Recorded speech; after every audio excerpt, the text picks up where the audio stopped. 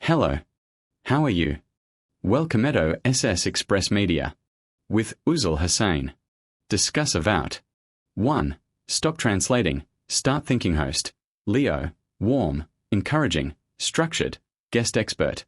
Dr. Julian, insightful, practical, clear, uses relatable analogies. Act 1. The invisible barrier, the translation trap. Leo. Welcome back to another episode of the Fluency Blueprint.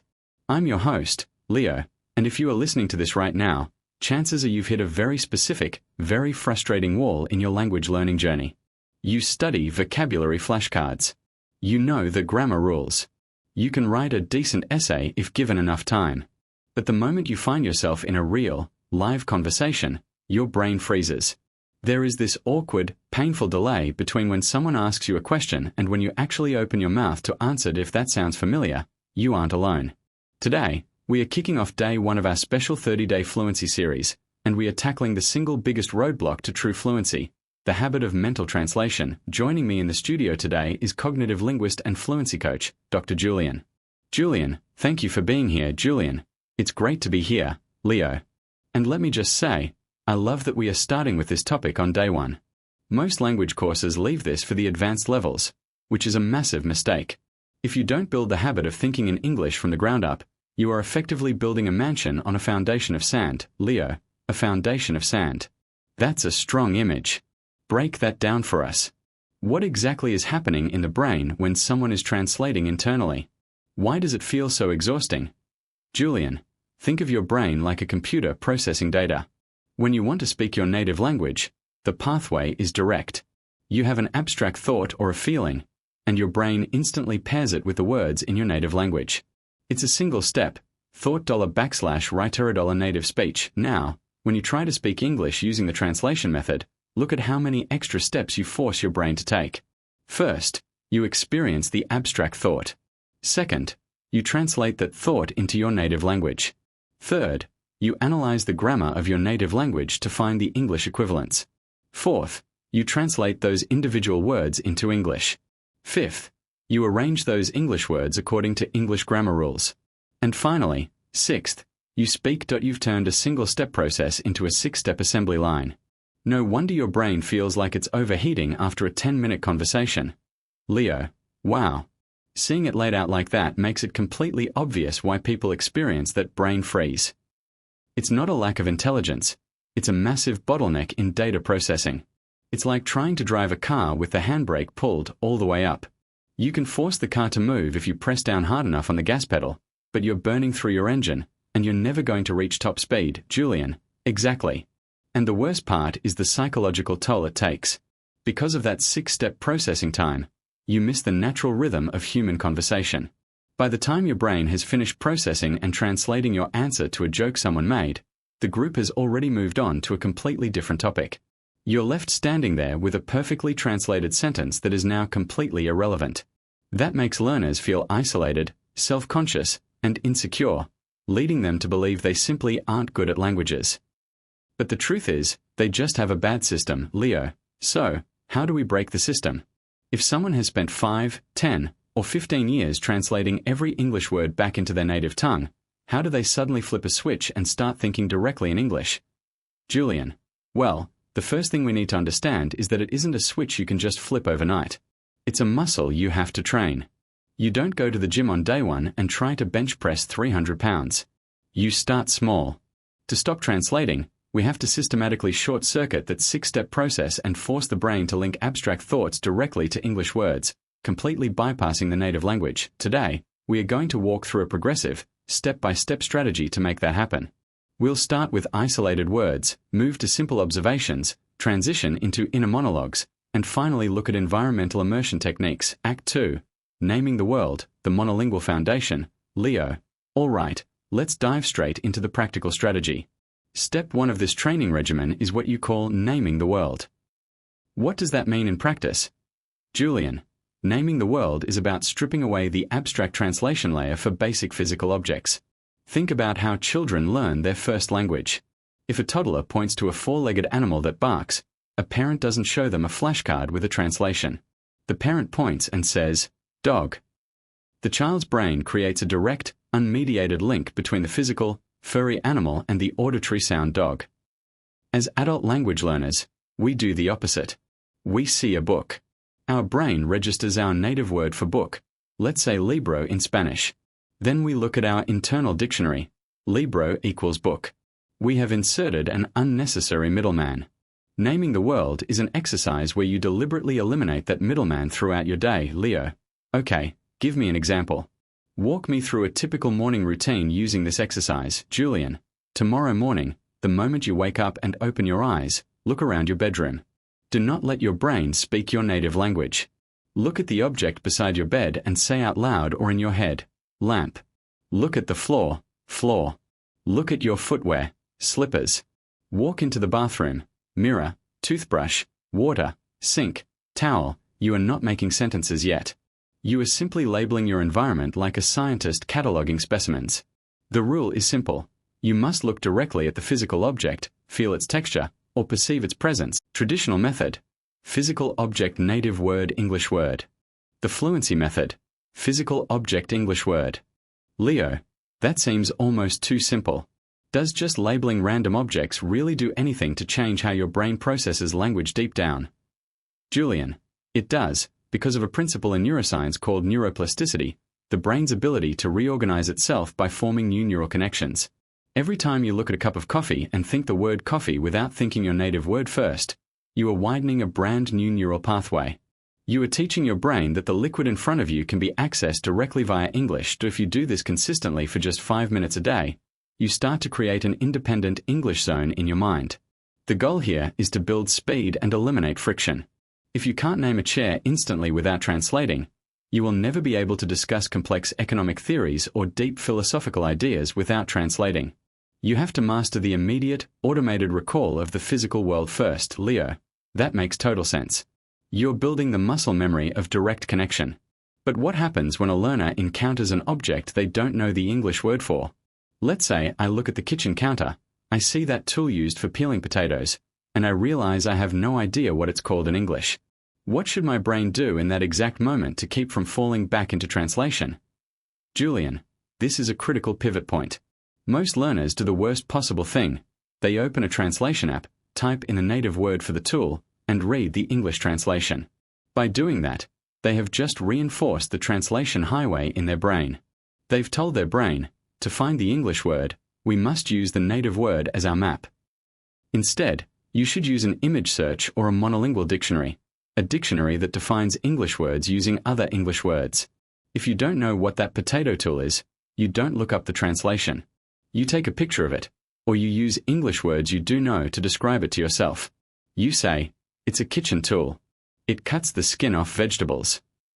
Then you look up that description, find the word peeler, and look at a picture of a peeler.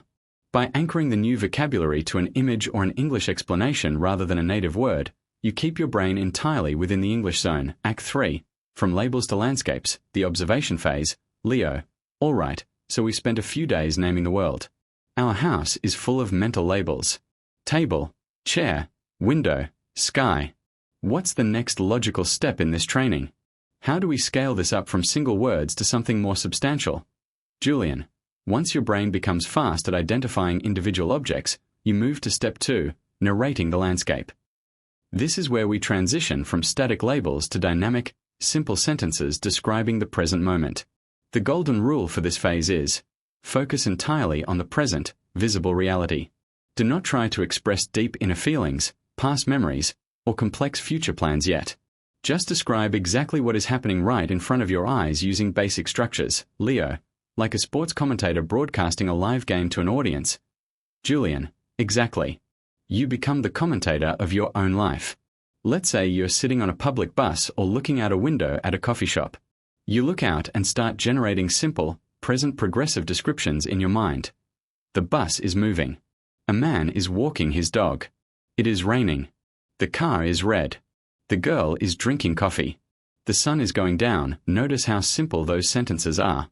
There are no complex tenses, no conditional clauses, no sophisticated vocabulary.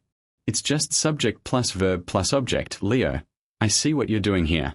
By sticking strictly to what is happening right now in front of you, You don't give your brain the time or the space to plan a complex sentence in your native language first. You're forcing it to match real-time visual data with real-time English structures. Julian, spot on. Leo, if you try to think about what you did yesterday or what you need to do next week, your brain will automatically retreat to its comfort zone, your native language, because those thoughts require complex tense manipulation. But when you describe live visual events as they unfold, the speed of the real world forces your brain to drop the heavy luggage of translation just to keep up. Let's actually do a quick exercise right now to show the listeners how this works. Leo, look around this recording studio. Give me 3 or 4 rapid-fire, real-time observations in English. Don't think, don't polish it, just say what you see right now. Leo, okay. The microphone is black. Julian is smiling. The clock on the wall shows 11:15 a.m. The lights are very bright. Julian, perfect. Now, let me ask you honestly, did you translate those sentences from your native language before you said them? Leo, no, I didn't have time to. Because you told me to do it fast, I just looked at the microphone, felt the visual impression of its color, and the words "the microphone is black" came out directly. Julian, precisely. Because the visual stimulus was happening right now, your brain bypassed the translation factory and went straight to speech. That is the feeling we want to capture and cultivate. When you practice narrating the landscape, do it for just 2 to 3 minutes at a time, several times a day. When you're walking down the street, sitting in traffic, or waiting in line at the supermarket, look at the world and commentate. The line is long. The cashier is fast. This apple looks fresh. This builds the structural framework of thinking in English without the crushing weight of complex grammar rules. Act 4. The internal monologue, becoming your own conversation partner. Leo, we've gone from isolated labels to real-time commentary of the world around us. But conversation isn't just about describing what we see. It's about expressing our inner thoughts, making decisions, and analyzing situations. How do we take that English zone we've built and move it inside our own heads? How do we build an internal monologue in English? Julian, this is step 3, and it's where the real magic happens. This is where you transition from a passive commentator to an active thinker. Building an internal monologue means changing the language of your default inner voice, the voice you use to talk to yourself when you're planning your day, making decisions, or reflecting on your feelings. Most language learners have an internal voice that runs 100% in their native language. Even if they are surrounded by English all day, their private thoughts remain locked in their mother tongue. To break this, you have to deliberately invite English into your private mental space. Leo, that sounds incredibly challenging. How do you force your subconscious mind to change the language it uses to talk to itself? Julian, you start by staging controlled, deliberate thought sessions. You don't try to do it all day long. You set a timer on your phone for 5 minutes. During those 5 minutes, your goal is to plan an upcoming task or solve a simple problem entirely in English. A great way to start is with your daily to-do list or a cooking recipe. Let's say you're in the kitchen preparing dinner. Instead of just cooking in silence, talk yourself through the process internally, or even out loud if you're alone. Okay, what do I need to do next? First, I need to chop these onions. Where is the knife? Ah, it's in the drawer. Good. Now, let's turn on the stove. The pan needs to heat up for 2 minutes. Let's add some olive oil. Perfect. Now I'll add the onions. They smell great. The progression of fluency training. Stage 1. Naming the world single isolated nouns, e.g., lamp, coffee. Stage 2.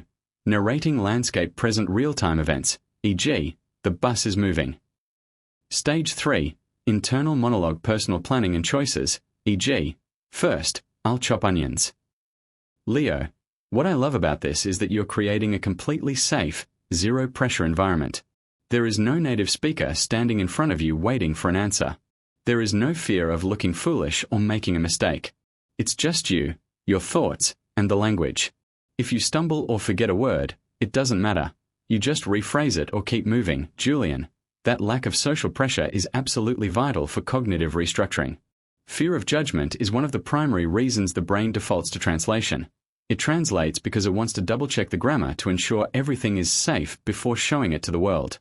By taking away the audience, you give your brain permission to make mistakes, play with structures, and build speed. Now, as you get comfortable with simple planning like cooking or scheduling, you can start scaling up the complexity of your internal monologue. You can start processing your emotions or opinions in English. If you're feeling stressed about a project at work, Take 3 minutes to explain that stress to yourself in English. I am feeling overwhelmed because this project has a short deadline. I have too many tasks. I need to talk to my manager tomorrow. I will ask him for more time or more help. By doing this, you are teaching your brain that English isn't just an academic subject you use in a classroom or a tool you use with foreigners. It is a living, functional language capable of handling your deepest, most immediate personal realities. Act 5. Radical environmental immersion, creating the bubble. Leo. So far, we've focused heavily on internal exercises, things you can do inside your own head to shift your mindset. But we don't live in a vacuum. We are constantly bombarded by external inputs, our phones, our computers, the media we consume, the people around us. A lot of people think that the only way to truly stop translating and start thinking in English is to pack their bags, buy an expensive plane ticket, and move to an English-speaking country like the US or the UK. But that's simply not possible for the vast majority of people. How can someone create a true thinking environment without leaving their hometown? Julian, this is one of the biggest myths in language learning. Leo. People think geographic proximity equals linguistic immersion. It doesn't. I have met people who have lived in London or New York for 10 years, yet they still translate every single sentence in their head because they go home, watch TV in their native language, browse social media in their native language, and only hang out with friends from their home country. They live in a physical English environment, but their digital and psychological environment is entirely native. On the flip side, I know people who have never set foot outside of Brazil, South Korea, or Poland, yet they think completely in English because they have built a radical, artificial English bubble around themselves. In the modern digital age, your physical location matters less than your digital environment. Leo. So how do we build that digital bubble? What are the practical steps to transform our daily environment into an English-dominant zone? Julian. You start with the device you touch over 2,000 times a day, your smartphone. Change the default operating system language of your phone, your laptop, and your tablet to English. Now, think about what happens when you do that. Suddenly, your brain is forced to interact with English not as a study session, but as a survival tool to navigate your daily life. When you want to find your settings, set an alarm, check the weather, or update an app, your brain has to process English commands immediately. You don't have time to translate settings to your native word. You just learn that the icon with the gear wheel is called settings. You are forcing direct association through sheer exposure. Leo. That's a brilliant move. It feels uncomfortable at first. I've tried it myself, but within 48 hours, your brain adapts completely. You stop seeing English words on your screen and just start seeing functions. What's the next step after the phone settings? Julian. Next is your media consumption, specifically how you stream videos and listen to audio. We need to completely eliminate native language subtitles. When you watch an English movie or a YouTube video with subtitles in your native language, your brain is playing a trick on you. You think you are practicing English because you're hearing it in the background, but in reality, your eyes are doing 95% of the work. Your brain is simply reading the native text and matching the audio to it. You are practicing reading your native language, not listening to English. Subtitles versus pure input. Native subtitles. English audio native text brain reads native text, translation loop. English subtitles. English audio English text brain pairs sound with English form, direct zone. Leo. If someone turns off native subtitles and finds themselves completely lost, what should they do? It can be incredibly discouraging to turn on a show, turn off the subtitles, and realize you only understand every third word. It makes people want to quit immediately. Julian. This is where people go wrong. They try to watch content that is far too difficult for their current level. If you are an intermediate learner and you try to watch a complex political drama like House of Cards or a fast-paced medical show like Grey's Anatomy without subtitles, you will drown. The vocabulary is too specialized, and the speed is too fast. Instead, step down the difficulty level. Watch content where the visual cues tell the story, which makes the language easier to decipher.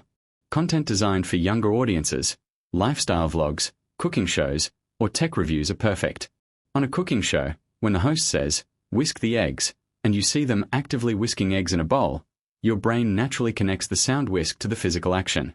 You don't need a translation because the video is the translation. That if you absolutely must use subtitles, use English subtitles. That way, you are connecting the spoken English word to the written English word, keeping your mind entirely inside the English zone. Act 6. The 7-Day Kickstart Challenge. Leo. Julian. We have covered an immense amount of ground today. We've looked at the cognitive mechanics of why translation slows us down.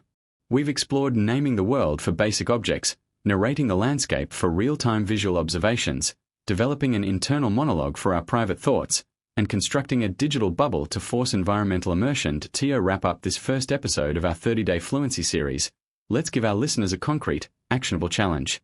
Let's lay out a clear script for their next 7 days so they can start building this habit immediately. Julian, I love that.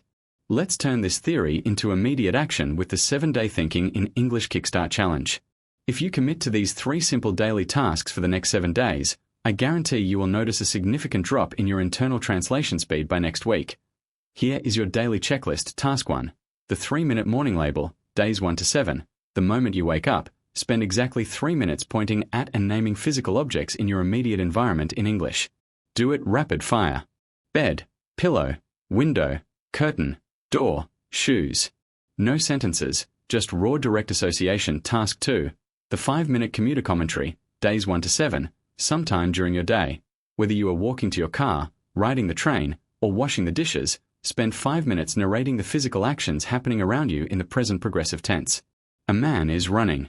The dog is barking. The water is hot. The car is turning left. Keep it fast, simple, and strictly visual. Task 3. The digital shift, day 1 and permanent. Today, the moment this episode ends, go into your smartphone settings and switch your language to English. For the next 7 days, leave it there. No matter how tempted you are to switch it back because you can't find a specific menu item, struggle through it in English. Use a monolingual search if you get stuck. Leo, that is a beautifully structured, highly executable challenge. 3 minutes in the morning, 5 minutes during your day, and a one-time adjustment to your phone settings. That's less than 10 minutes of active effort per day, which completely removes the excuse of I don't have enough time to study. Julian, exactly, Leo. Fluency isn't about locked-away study hours. It's about integration. It's about taking the language out of the textbook and weaving it into the fabric of your everyday life. If you can change how you talk to yourself in the small, quiet moments of your day, the big conversations will take care of themselves. Leo, Julian, thank you so much for breaking this down so clearly. Listeners, your marching orders are clear. Day 1 of your 30-day fluency journey starts right now. Switch your phone settings, start naming your world, and join us back here tomorrow for episode 2, where we will take this foundation and learn how to master natural, unscripted daily greetings and first conversations without freezing up. Until then, stop translating, keep practicing, and start thinking in English. See you tomorrow. Julian, goodbye, everyone. Happy practicing. Post-episode resource. Actionable next steps to help you seamlessly apply the techniques discussed in today's podcast. Select how you would like to deepen your practice below. Thanks for all of you.